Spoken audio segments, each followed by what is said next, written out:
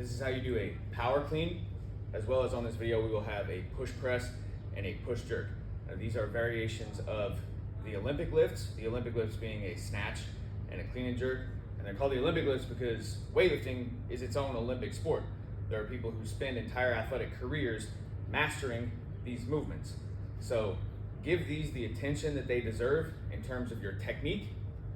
Be patient, be diligent with your technique, not just for the sake of having good technique, but for the sake of getting out of these movements what you want to get out of them in terms of power. And that's what these lifts are for, is for producing power and building the ability to express power. And that's focusing on not just the weight you're lifting, but the speed with which you're lifting it. All right, so these should be fast, powerful movements with a high degree of technical difficulty. Starting with the power clean.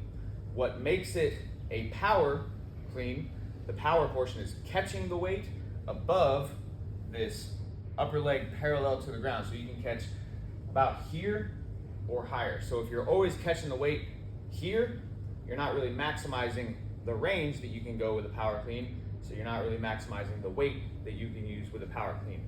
At first, it's simpler and easier to think about just catching here, but try to work into catching a little bit lower with good technique so you can maximize the weight that you're doing and the power that you're producing.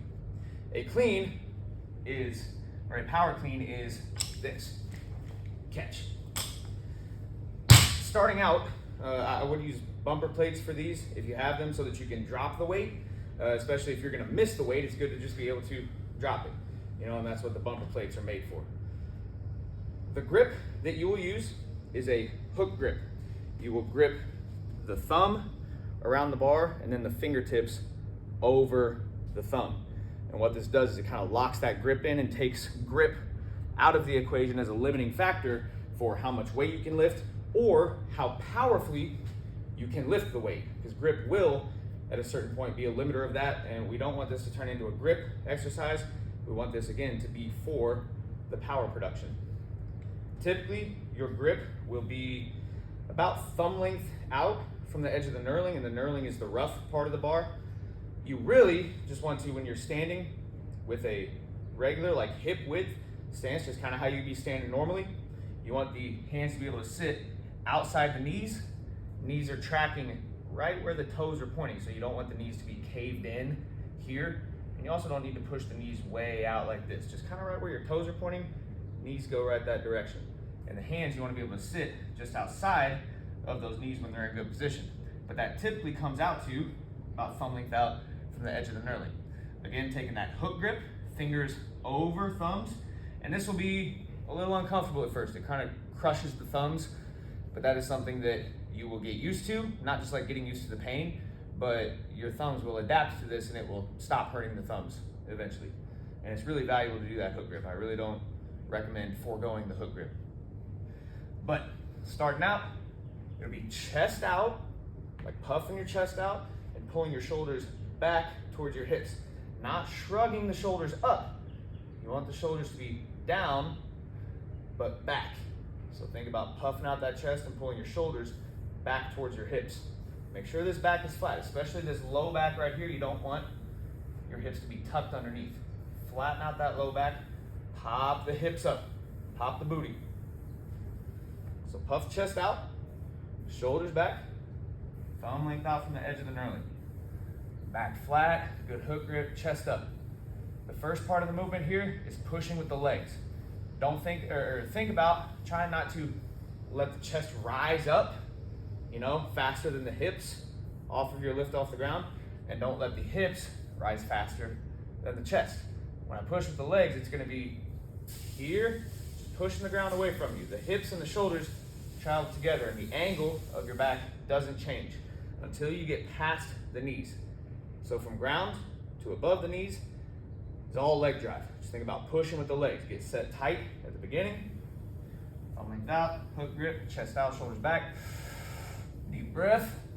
And you should drive through about the ball of your foot. Not so much the heels, drive through the ball of the foot. The purpose being that when we stand up tall at the top, we're gonna stand tall to the ball of the foot. And if you start driving off the heels, your balance has to change from heel to toe, that can make either the bar kind of bump out away from you, or you have to go backwards if you're not bumping the bar out. So drive through more of the ball of the foot than the heel. Not like truly your toes, but the ball of the foot. Where you would put your pressure for an athletic movement. Chest out, shoulder back. Deep breath. Push with the legs till we're past the knees. Here, you'll think about rising up.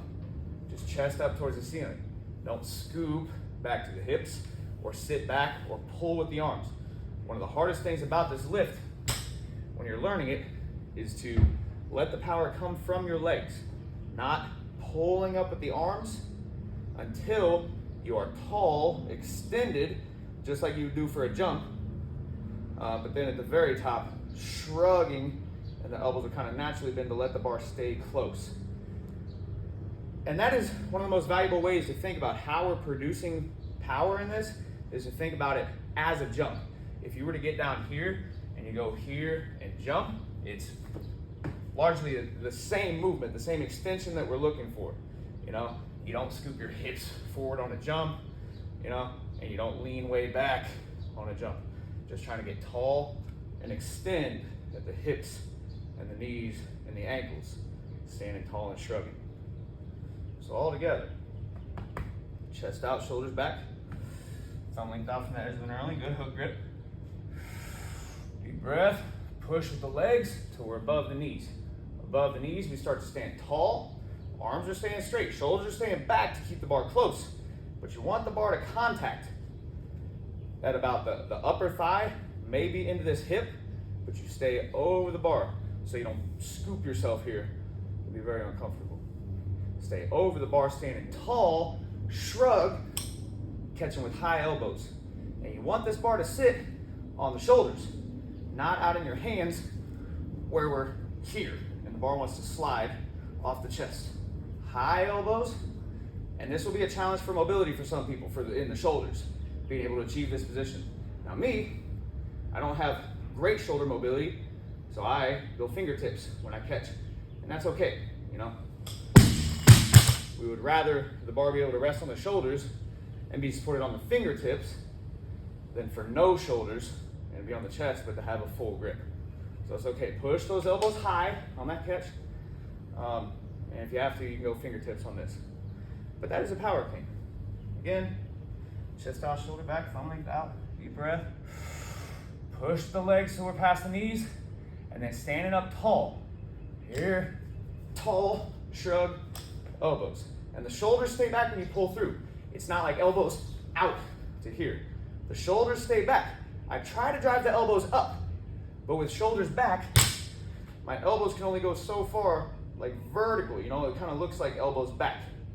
But the shoulders would have to go forward for it to be full elbows up. And that tends to let the bar get too far away from you. Shoulders back, shrug, pulling elbows up, thinking about up, shoulders back, they're kind of back. High elbows on that catch. Think about trying to be active about pulling on this bar all the way to your front rack. And then in your catch position, it's just like, you know, we would do a squat, knees are going where the toes are pointing. And you do, it is, you know, common to have a little bit of a jump out. You know, here you get tall, boom, and the feet can split for that squat position because your pull width and your squat width won't be the same. The feet can jump out a little bit there. One more time. Thumb length out from the edge of the knurling. Big chest, shoulder back. Deep breath. Keeping that bar close to you. Trying to get that bar to go straight line up, not bubbling out away from you. Here, up tall, shrug, high elbows catch. Here, catch. And you can drop between reps, that's okay. Now that is our power clean. Going into a push press, and a push press and a push jerk are very similar. So if you get good at the push press, push jerk is like one step further in the technique beyond that. So the push press starts when we've got the weight up for the clean. And sometimes we do these out of the rack. You know, you set it up in a squat rack, and you take it out here, and then you're going for your press from there. But the weight starts on the shoulders, and again, we have to be able to let the bar rest on the shoulders, not in the hands. All right? So you got the weight up, boom, High elbows here, letting the bar rest on the shoulders. The push press is here. Dip, drive, press overhead. And this bar wants to end up back behind the ears, right where it would be if you're in a back squat. Same position, same torso, head position, everything. This bar is up from that position. Head through, use those back muscles to squeeze overhead. The back muscles do a better job of stabilizing that weight than the shoulder muscles do if you have the weight forward.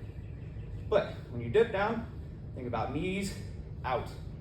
The torso position doesn't change. It's not like a squat where your hips go back and your chest kind of comes forward. It's straight up and down. My torso angle doesn't change. Knees out, up tall, shrug. And then for the push press, we just press through. Deep breath, abs tight. Dip, drive, press. Try to absorb the weight coming back down, because you get to where if you just try to bring it down under muscle power, it's like, and it just kind of crashes on you. Knees out, dip, drive, press. High elbows, push press. Now push jerk. Take a rest, that weight gets heavy. Push jerk is the same dip and drive, just now, instead of pressing out, you're gonna press yourself under the weight and rebend the knees to catch. So it's down, up, down to catch, and then standing. And that's our push jerk. The same catch position, same everything. It's just the timing of the push jerk you have to get down, as well as not cutting your drive short. You still want to put maximum power into driving the weight up as high as you can on your dip and drive, and then an aggressive, crisp punch under the bar. All right, and we're staying active on the bar through that push under the bar. You know, it's not like we're like popping it up and then just trying to drop under the weight. You're still pressing through. You just press yourself down for the catch. So everything's the same in terms of body positions. Just rebending the knees. Once we get up tall, we're rebending back down to press underneath the bar and catch. Power clean. Bump. Knees out. Up tall, shrug. Boom. Back down to catch. And you want it to be crisp, tight right here. I recommend you don't pause for a second to make sure you have that control. Don't be like, here. Dip drive. Bop. Absorb the weight back down. Bop. Make sure you're getting up tall in your drive. Up tall. Boom, boom. And then that catch. And again, you can bend those knees more. You can get to where you bend the knees down a little bit more on that catch. Just make sure you're still getting up tall on that dip and drive. But that should be about everything for a power clean, push press, push jerk.